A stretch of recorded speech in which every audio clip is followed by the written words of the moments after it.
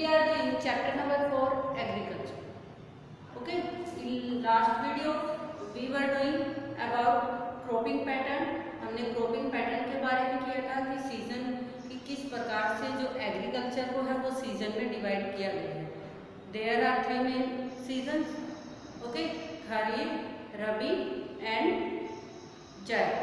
Yes, जो हमने crops हैं उनको सीजन में डिवाइड कर दिया कि खरीफ का सीजन है, रबी का सीजन है और जायद क्रॉप्स का सीजन है.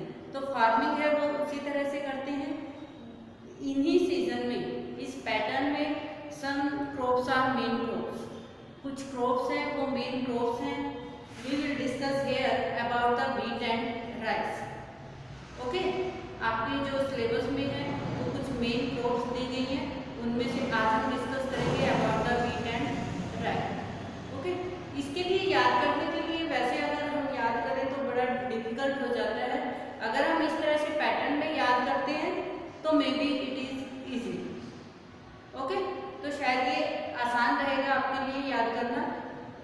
इसमें हम सबसे पहले करेंगे, हम किसी भी क्रॉप्स के बारे में करने के लिए डायमेंशंस में डायमेंशन डिवाइड कर लेंगे, उसके आयाम डिवाइड कर लेंगे.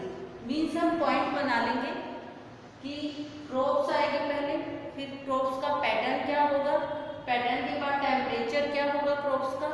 ठीक है, टेम्परेचर के बाद रेनफॉल कैसा रहेगा उसमें. मीन्स रेनफॉल की जगह आप इरिगेशन भी कर सकते हो. ठीक है, रेनफॉल एंड इरिगेशन, सिंचाई आ जाएगी इसमें.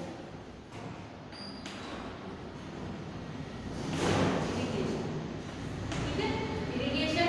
फिर एरिया कि जो क्रॉप्स ग्रो की जा रही है, जिस क्रॉप्स की फार्मिंग की जा रही है, जिस फसल की खेती की जा रही है वो किस एरिया में की जाती है. ठीक है, अगर हमारा लॉन्ग क्वेश्चन आता है हमें एक और पॉइंट ऐड करना पड़ता है. ठीक है, शॉर्ट में तो चल जाता है, लॉन्ग में थोड़ा सा पॉइंट और ऐड करना पड़ता है. इसलिए जो एरिया होता है उसको हम एक्चुअल स्टेट में बता देंगे. गॉट इट, कि स्टेट कौन सी, जिस एरिया में क्रॉप ग्रो की जाती है, फार्मिंग की जाती है किसी क्रॉप की, तो वो स्टेट कौन से होंगे. ठीक है, नेक्स्ट हम इसका डायमेंशन बना लेंगे, की पॉइंट्स बना लेंगे, कुछ भी जो उसमें कोई भी एक की पॉइंट डाल देंगे कि जो मेन पॉइंट उसका होगा, या कुछ जो जर्नली होता है, जो नॉर्मली होता है उससे कुछ अलग. ठीक है, तो की पॉइंट उसका हम डाल सकते हैं. ये लॉन्ग क्वेश्चन के लिए हम अलग अलग पैटर्न बना सकते हैं और हमारे लिए ये इजी भी रहेगा लर्न करना. Got it. तो हम यहाँ पर बात कर रहे थे राइस के बारे में. राइस जो क्रॉप्स है, राइस के लिए हमारा जो पैटर्न है वो क्या है, खरीफ है. खरीफ पैटर्न में रखी है, सीजन में हमने इसको रखा है. टेम्परेचर क्या है, अबाउट 25. समर सीजन में होनी चाहिए ना, तो इसके लिए टेम्परेचर कितना रहेगा, अबाउट 25. नेक्स्ट हमारा इरिगेशन होगा राइस के लिए. सिंचाई किस तरह से की जाएगी, उसमें रेनफॉल कैसा होना चाहिए.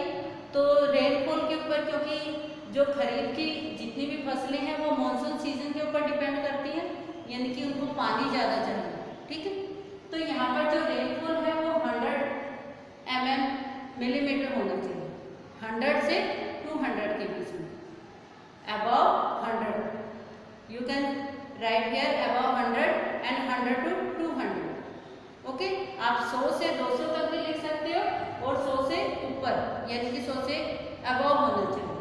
नेक्स्ट हमारा एरिया आता है, जो राइस की क्रॉपिंग है, फार्मिंग है. ठीक है, वो किस एरिया में की जाती है. मोस्टली ये की जाती है पंजाब, हरियाणा और जो कोस्टल लाइन है. कोस्टल लाइन के साथ साथ जो हमारा नॉर्दर्न ईस्टर्न पार्ट है, असम, मेघालय वगैरह पड़ते हैं, हमारे जो ईस्टर्न पार्ट में पड़ता है. ठीक है, उन स्टेट में भी की जाती है. तो हम पहले एरिया लिखेंगे. नॉर्दर्न इंडिया, उत्तरी भारत में की जाती है, जिसमें मेन हरियाणा और पंजाब आएंगे. ठीक, नॉर्दर्न ईस्टर्न इंडिया और कोस्टल एरिया. कोस्टल एरिया आप समझते हैं ना, जो मैप है, जो समुद्र के किनारे वाला एरिया है, इसको हम कोस्टल एरिया बोलते हैं. Got it. जो इस एरिया में है यहाँ पर भी क्या की जाती है, राइस की फार्मिंग की जाती है, राइस की खेती की जाती है, चावल की. ठीक है, तो इसका नेक्स्ट हमारा डायमेंशन होगा. इसका की पॉइंट क्या रहेगा, by canal it this farming this farming is possible on low rainfall area, कि जो नहरों के विकास के कारण development of canal, development of irrigation resources, सिंचाई के साधनों के विकास के कारण it is possible low rainfall area. ठीक है, कहने का मतलब क्या है कि जहाँ पर बहुत कम बारिश भी होती है, इरिगेशन डेवलप होने के कारण, सिंचाई के साधनों के विकास के कारण वहाँ पर भी हम इसकी फार्मिंग कर सकते हैं, राइस की फार्मिंग कर सकते हैं। रीज़न क्या है, वहाँ कैनल से हम इरिगेशन कर देंगे, नहरों के पानी से इरिगेशन कर देंगे अगर बारिश प्रॉपर नहीं होती। Got it? आई थिंक आपको समझ में आ गया होगा। फर्स्ट इसका पैटर्न क्या रहेगा, खरीफ रहेगा, टेम्परेचर क्या रहेगा, अबाउट 25 से ऊपर होना चाहिए। Got it? इरिगेशन के लिए क्या है, मेन रिसोर्सेज है रेनफॉल। नेक्स्ट हमारा आता है जो रेनफॉल है वो कितना होना चाहिए, about 100 millimetre to 200। Got it? Area क्या होगा, northern India, northern eastern India.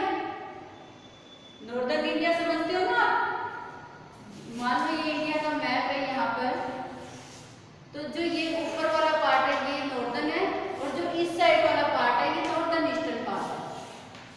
ठीक है, और coastal line here. Got it? Next हमारा हम बात करेंगे वीट के बारे में। Wheat is a major grain crop, ये मोटे अनाज में आता है। ओके, इसके लिए क्या है, ये पैटर्न क्या है इसका, रबी पैटर्न में हमने पहले भी किया है। जो हमारा सीजन क्या रहेगा, रबी का सीजन रहेगा। तो रबी का सीजन कब आता है, विंटर में। ठीक है, सर्दियों में आता है ना, तो सर्दियों में टेम्परेचर क्या रहता है, डाउन रहता है। तो हम इसको इजीली लर्न कर सकते हैं। राइस के लिए अबाउट 25, हम इसको अबाउट 20 to 25 बिलो। तो वीट के लिए क्या रहेगा, जो टेम्परेचर है बिलो 20 to 25, इससे कम टेम्परेचर होना चाहिए शोविंग पीरियड में। ठीक है, शोविंग पीरियड में इसका अलग रहेगा। हार्वेस्टिंग के टाइम पे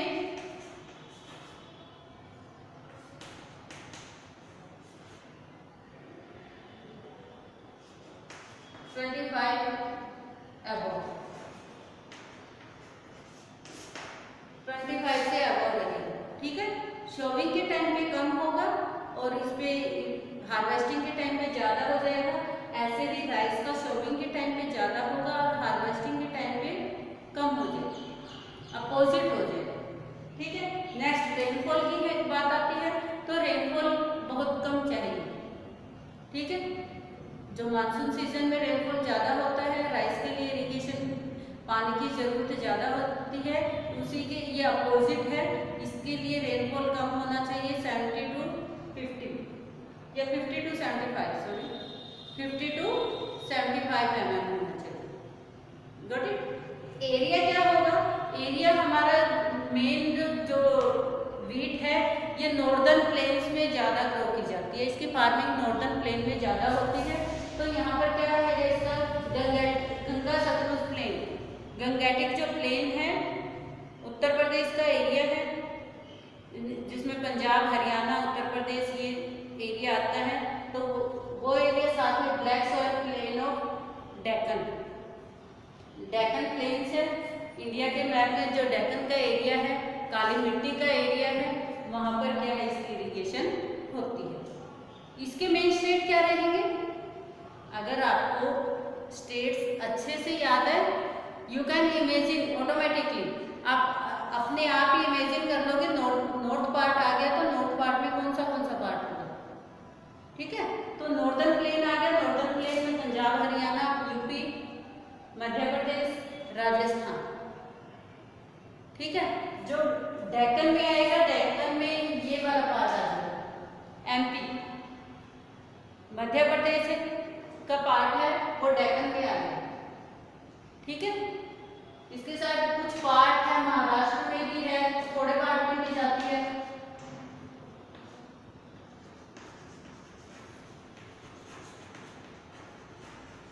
महाराष्ट्र हो गया, तेलंगाना हो गया, आंध्र प्रदेश हो गया, ठीक है। यहाँ पर भी इसकी इरिगेशन, तो इसकी फार्मिंग की जाती है, ठीक है। आई थिंक आपको क्लियर हो गया होगा।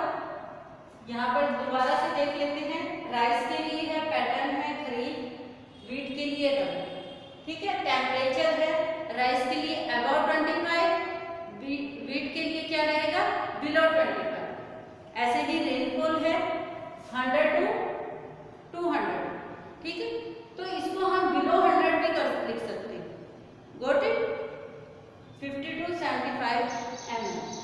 एरिया है northern India, northern eastern India and coastal plain. और वीट के लिए है, वीट कोस्टल पे नहीं होगा क्योंकि क्या है, इसके लिए टेम्परेचर कम होना चाहिए, जबकि कोस्टल एरिया जो होता है वहाँ पर टेम्परेचर सर्दियों के टाइम पे, विंटर टाइम पे वहाँ पर टेम्परेचर मॉडरेट रहता है। मॉडरेट मीन्स वहाँ पर ना तो बहुत ज़्यादा गर्मी होती है और ना ही सर्दी होती है, ठीक है। इसलिए वहाँ पर वीट कम होता है, राइस ज़्यादा होता है। राइस में टेम्परेचर हाई चाहिए, तो वहाँ पर समर सीजन में टेम्परेचर हाई होता है, इसलिए कोस्टल एरिया में होता है, ठीक है। गेहूँ वहाँ पर नहीं होता। ब्लैक सॉइल प्लेन डेक्कन में होता है, जो मध्य प्रदेश का एरिया आता है। मध्य प्रदेश, कुछ पार्ट तेलंगाना का है, महाराष्ट्र का है। तो ये डेक्कन, जो डेक्कन प्लेटू हमने लास्ट ईयर किए थे उसमें। Got it. आई थिंक आपको ये क्लियर हो गया होगा। This is sufficient for today. Next video